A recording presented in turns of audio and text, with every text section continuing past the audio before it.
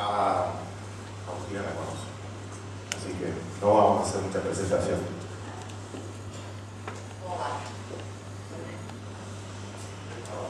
Hoy nos toca una parte práctica. Es sencillo. Esta parte viene heredada de nuestros papás de San Martín.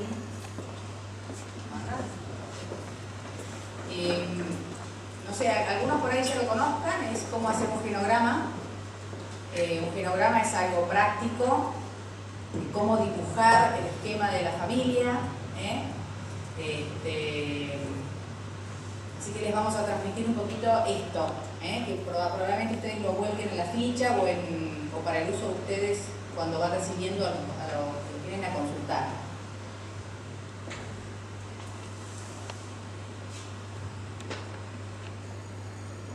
Un genograma, yo lo estoy leyendo, un genograma es un formato para dibujar un árbol genealógico que registra información sobre los miembros de una familia y sus relaciones sobre por lo menos 3 generaciones. No se asusten, no es que van a ustedes cada vez que reciben a alguien preguntar 3 generaciones. Es un instrumento que tiene que ser práctico para ustedes. Así que sí, ustedes van a ir marcando las generaciones que les sirvan a ustedes para trabajar luego. Un genograma es un formato para dibujar un árbol genealógico que registra información, eso ya lo leímos.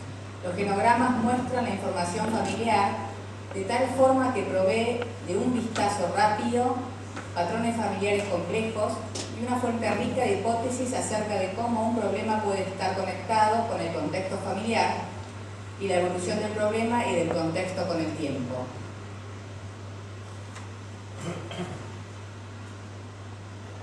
En ellos se ve la estructura de la familia, las relaciones entre los miembros de una familia,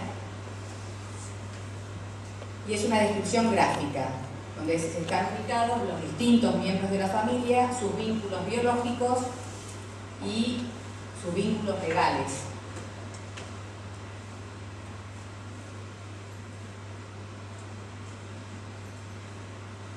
Cada miembro de la familia va a estar representado por un círculo o por un cuadrado. Los hombres se dibujan por cuadrado, las mujeres se dibujan en círculo.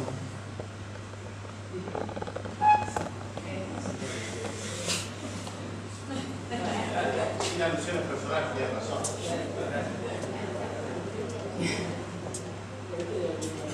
La persona clave o paciente identificada, la que viene a consultar, se la refuerza con una doble línea. La cruz se cruza si hay un miembro fallecido.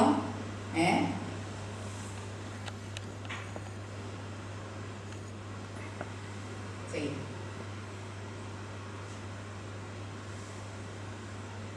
Estas líneas marcan los vínculos.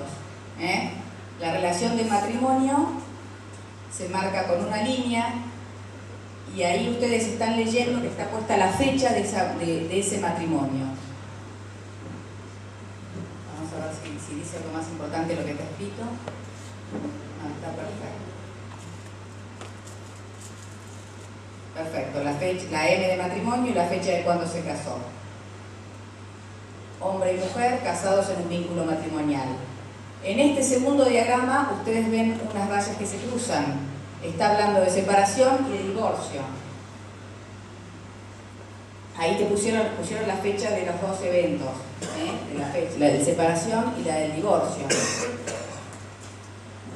Es importante ir viendo las fechas porque después cuando ustedes preguntan cuándo pasó esto o qué hijo, o la fecha de los hijos, generalmente ubicarlo en qué situación familiar estaban o qué estaban atravesando ellos, el cronograma de tiempo, van a ver que siempre tiene alguna relación con los hechos que van pasando en la familia, o con el lugar que ocupa un hijo en la familia, o la significación que ese hijo ocupa para esos papás. En el último no me acuerdo que decían, había una línea de puntos, una línea de puntos porque habla de una unión. Un concubinato, esto es menor, pero bueno, si quieren lo pueden poner así. Bueno, y después nos encontramos con esto, ¿no? Con uniones múltiples. Acá hay un señor, unido con varias mujeres y hay distintas fechas. Así es simple, pero cuando de cada una de esas uniones empieza a haber hijos y parejas de hijos, la rama del genograma del árbol se hace complicada. Están marcados, ustedes ven, un señor con 3 mujeres y 3 divorcios. En el de abajo hay una mujer con 3 maridos y 3 divorcios. Y las fechas correspondientes a cada matrimonio y a cada divorcio. Ahí está explicado con las letras chicas. Cuando una de las esposas tuvo un matrimonio o uno anterior, los matrimonios y uniones más recientes del hombre se alistan en el centro y en el de su última esposa o pareja final. Acá está en el medio las 2 personas en cuestión y cada uno para la derecha y para la izquierda sus respectivos vínculos. Pero la que está vigente es la que está en el medio, ¿sí? Esto lo estamos pasando rápido, ustedes lo van a recibir, así que no crean que lo tienen que aprender. Después cuando lo necesiten consultar, lo pueden consultar. Bueno, de cada pareja para abajo van colgando los hijos. De cada vínculo van colgando los hijos. Van colgando los hijos, sí. Colgarán toda la vida. De izquierda a derecha, de mayor a menor, también cuadrado, círculo, según sean varón o mujer. Y más adelante en los gráficos ustedes van a ver que dentro de los cuadrados vamos poniendo las edades. Mirá que hay otros signos que hablan de niños que no han nacido. Embarazos, si está la mamá embarazada, niño que nació muerto, abortos o abortos inducidos. Eso es importante también preguntar, ¿no? Si hubo más embarazos en la pareja, las pérdidas de los embarazos. Cuando uno pregunta por hijos, a veces ellos no las cuentan, pero también son muy significativas después para el relato de la situación familiar. En especial porque las mamás no nos recuperamos muy fáciles de las pérdidas de un bebé. Y algo suele pasar en esa dinámica de ese matrimonio cuando hay una pérdida de un bebé. Si el marido acompaña, si no acompaña, la mujer queda a veces más estancada, y a veces hay problemas en la pareja a posteriori, que los registran a posteriori, por ahí no en el momento. Así que los hijos que no han nacido, también es importante tenerlos registrados. Lo que yo a veces escucho cuando los escucho a ellos, cómo trabajan, es que a veces toda esta información de una es como duro y difícil pedirlo. Entonces por ahí ustedes empiezan armando el genograma con la persona que vino a consultar y agregando las personas que van saliendo en el relato, y por ahí en otras reuniones vuelven para atrás. Es un mapa que es fácil para volver e ir agregando o animarse a preguntar cuando hay más confianza por estas cosas que por ahí son más delicadas.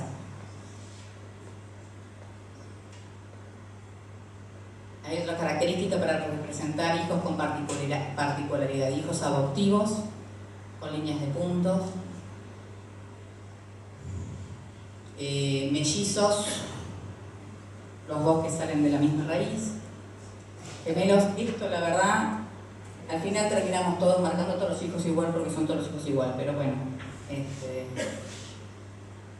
son detalles. La posibilidad de señalar tipos de relaciones en la familia depende del alcance y profundidad de la información recibida. Es lo que les estaba diciendo recién, no hace falta que se pregunte todo de una manera rígida, ¿no? Ahora van a aparecer estas distintas líneas rectas o curvas que significan cómo es el vínculo con esa persona. Esto tampoco es imprescindible tenerlo, pero por ahí es práctico. Las 3 líneas para un vínculo, una relación muy buena y muy estrecha. Ahí tienen esa como con el electrocardiograma de una estrecha pero conflictiva. Relaciones pobres o conflictivas, unidos. quebrados o las rupturas, distantes. Esto a veces aparece cuando hay suegras, madres, hermanos.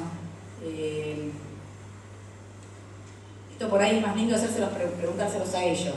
En alguna situación dinámica, que ellos mismos evalúen cómo es el tipo de relación con uno o con otro, especialmente si ustedes perciben que hay distintos modos de relación entre los miembros de la familia. Una manera de que ellos mismos se puedan poner en contacto con esto es mostrarles que pongan las 3 rayitas, si es muy estrecha, esta si es conflictiva, esta si es pobre, y que ellos elijan con cuál pondrían con cada hijo, o con el marido, o con la suegra, para que ellos registren, porque es importante el autorregistro de cómo son los vínculos, ¿no? Pero bueno, en realidad eso está puesto para nosotros y no para ellos. Y ahora viene esto, cómo agruparlos, ¿no? Dentro de un círculo van los que conviven en una casa, en un ambiente familiar. A veces tenemos afuera los padres, abuelos, hermanos, o algún hermano que quedó afuera, y marcamos con esta línea de puntos los que conviven bajo el mismo techo.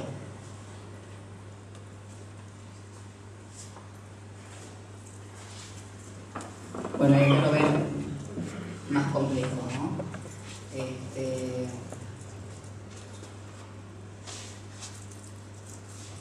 Los protagonistas acá parece que son los del medio, que dicen el hombre de 48, ese parece, aparentemente es el que viene a consultar.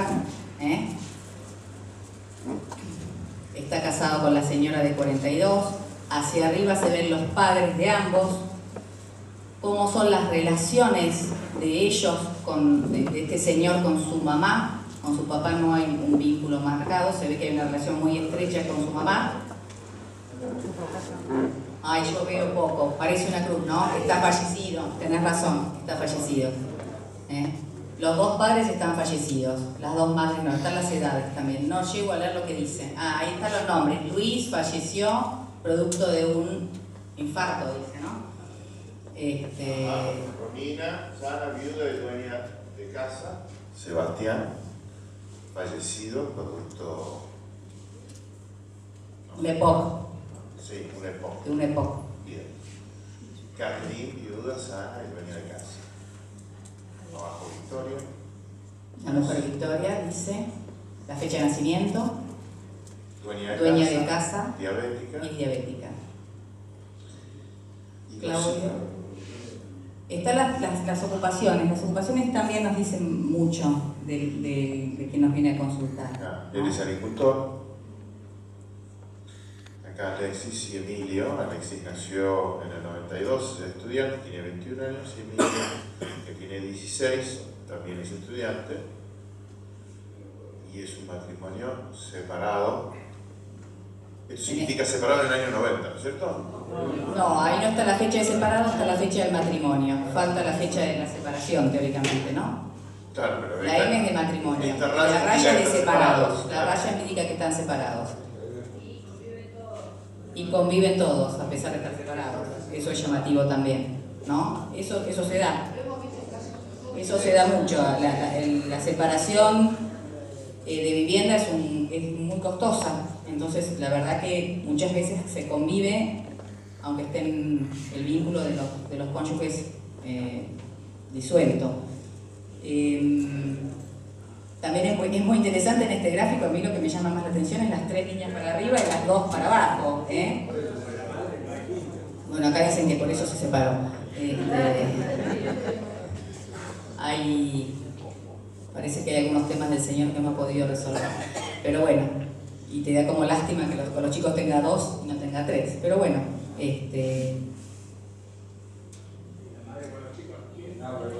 pero el consultante es él. Entonces por ahí no sabemos nada de cómo es la madre, o no sabemos qué se dijo. Le decía lo de las profesiones porque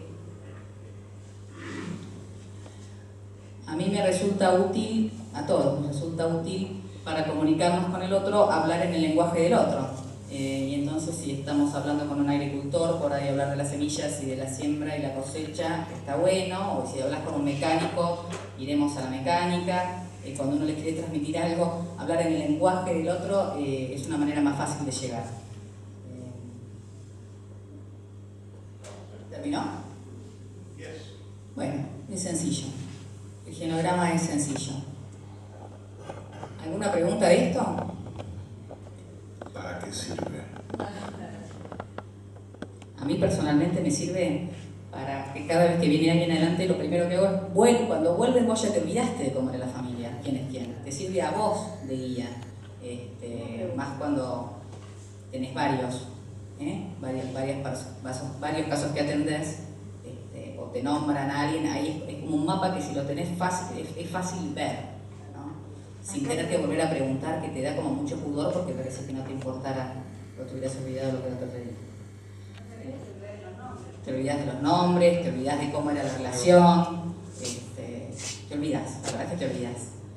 En cuanto lo refrescas, enseguida te vuelve toda la cabeza, pero es como esa primera imagen visual que te permite a vos refrescar. Igual no es esa la función de esto, sino que también me parece que la vez que viene ustedes van a hablar de esto, de cómo fichamos a las familias que nos vienen a consultar, y esto creo que queda como en la primera hoja del mapa familiar.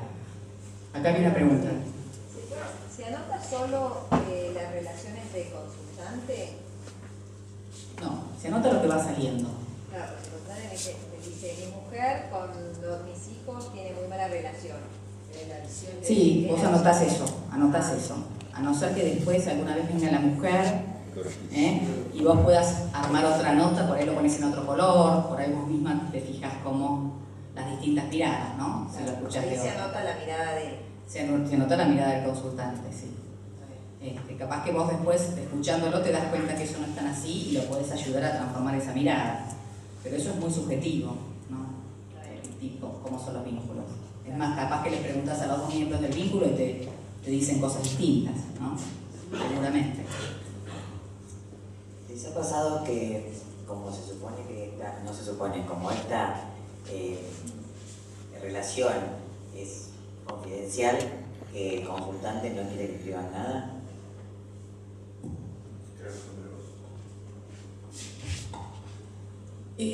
Cuando presentamos, en general, como nos presentamos y decimos los roles, les avisamos que vamos a escribir y nunca, en todos los casos que atendimos, nos pasó. Pero se aclara y se pide permiso y nada más que eso. Se le explica para qué va a ser, ¿no? Y se le explica además que el nombre no, lo que nosotros registramos no va a ser con los nombres, o para que, bueno, ellos se queden más tranquilos. La verdad es que no siempre hacemos genograma. Al principio empezamos a hacerlo, digo, como lo hacemos nosotros, ¿sí?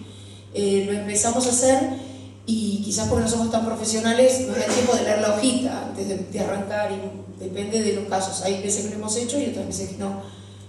Personalmente a mí cuando me tocó escribir el caso sí lo hice porque soy visual, pero me parece que también al respeto a que a lo mejor a otros el papelito no nos ayuda tanto.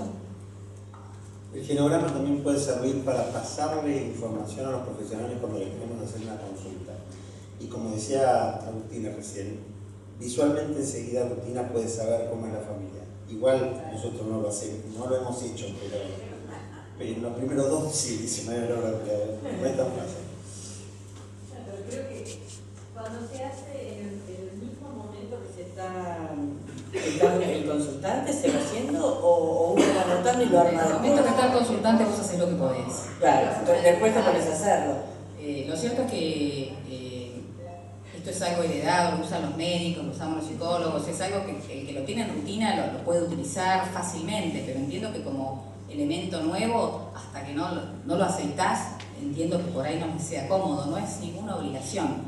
Es verdad que es una herramienta en la que nos ponemos en común para poder visualmente tener clara una cosa, pero... Te cuento cuál fue la dificultad. Las primeras veces lo intentamos hacer digital, porque como nosotros nos comunicamos muchas veces con los matrimonios, por mail o, bueno, digamos, sin demasiada información, quisimos hacerlo digital y bueno, nos dijeron que no era bueno que esa información estuviera en una computadora. Entonces, después lo hicimos manual y ya no es lo mismo, porque tiene que circular esta información entre los cuatro por igual, y cuando uno esté en su casa, poder tener esto, porque uno se prepara, no solo el minutito que viene. Por eso es que lo frenamos, no sé en el resto de los casos. A nosotros también nos cuesta hacer el genograma. Y lo hemos intentado, pero bueno, es un poco lo que dice Agustina, no estamos acostumbrados. Entonces en realidad nos lleva más esfuerzo que anotar. A lo mejor anotamos en el momento y después releemos en casa y lo volvemos a ordenar. Eso sí. Pero bueno, yo también lo tomo como una herramienta más. Yo les diría que la familia nuclear o es el consultante y los cercanos por ahí es como cómodo y fácil. Y no es tan complicado hacerlo. En cuanto a la reserva de anotar, la verdad que en general el que viene a consultar no tiene mucho problema de que anoten porque ya sabe que eso es de reserva, eso es tuyo, ¿no? Nunca imagina que vos vas a publicar eso, y como se les avisa de la confidencialidad, no suelen desconfiar de eso, pero bueno, no, la verdad es que yo nunca me encontré con alguien que tuviera problema de que anotaras. Lo que sí se hace es no poner apellidos, y en todo caso si esto va a circular, se cambian los nombres, pero en general no circula, no es una información que circule más que dentro de los que trabajamos con el caso. Perdón, cuando nosotros trabajamos para nosotros con ellos, ponemos los nombres reales. Los nombres se cambian cuando se pasa la información al profesional o cuando se analiza un caso en general de todos. ¿Sí?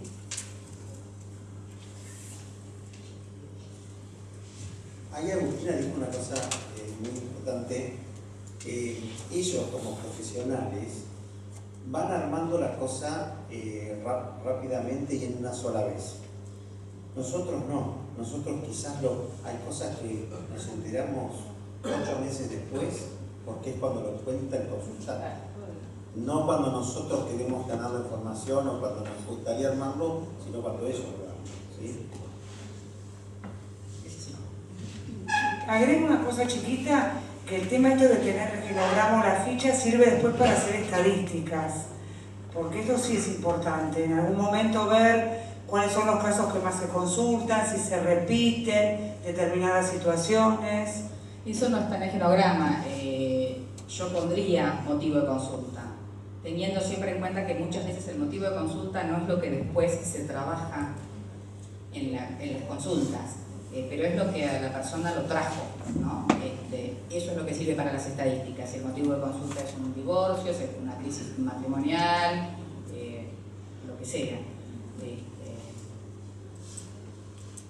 Y también nos sirve porque en la reunión mensual, cuando nos juntamos todos los consultores, lo que ocurre es que o hablamos de algún caso o si se reitera una problemática y es necesario reforzar, bueno, los profesionales nos siguen formando en, no sé, adicciones o lo que surgió, ¿no? Entonces también es importante, cuanto más seamos, todo se va a multiplicar. Entonces también es importante saber, bueno, esto se está dando mucho, por ejemplo, violencia, bueno, tenemos que seguir profundizando en esa temática, ¿no?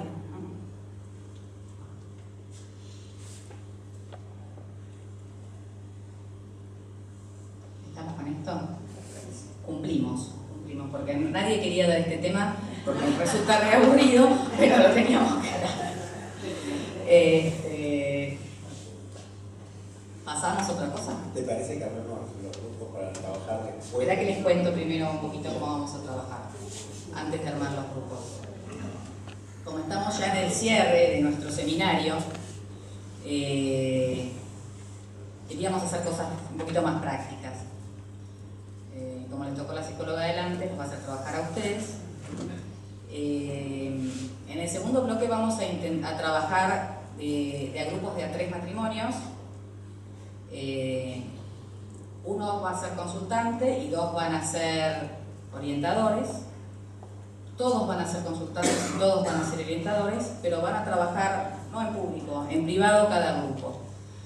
La propuesta ahora, antes de que nos agrupemos, es que cada uno trabaje con su pareja, pensando un motivo de consulta de ustedes que sea de su propia historia. A lo largo del seminario recorrimos un montón de temas. Recorrimos el tema de los vínculos, recorrimos el tema de lo que es la familia, recorrimos la pareja, los hijos, adultos mayores, enfermos, tema de educación, adicciones. Seguramente que todos en algún recorrido de su historia matrimonial han tenido algo de esto que los ha perturbado, que los ha hecho entrar en crisis. Les pedimos que repasen su propia historia y elijan juntos un momento conflictivo de la historia de ustedes, lo trabajen entre ustedes dos durante un ratito, porque después eso va a ser el motivo de consulta con el que ustedes van a ir a compartir en intimidad. Esto va a quedar en intimidad de cada grupito, no es que lo vamos a publicar en ningún lado, ni que nos van a tener que contar entre todos después, para ejercer un poquito esto de ponerse los zapatos del otro, animarse a abrir, animarse a analizar lo propio y después poder escuchar al otro y ver qué le diría uno. Así que vamos a empezar por acá, porque entre ustedes se junten cada uno con su pareja, vean su historia familiar y elijan algo de su propia historia, con lo cual se sientan medianamente cómodos, pero que puedan compartir un momento difícil con los otros dos matrimonios que ahora vayan a trabajar. Así que ahora tomamos un ratito para eso. Si se quieren separar, si quieren charlar así, esto es un momento libre para ustedes.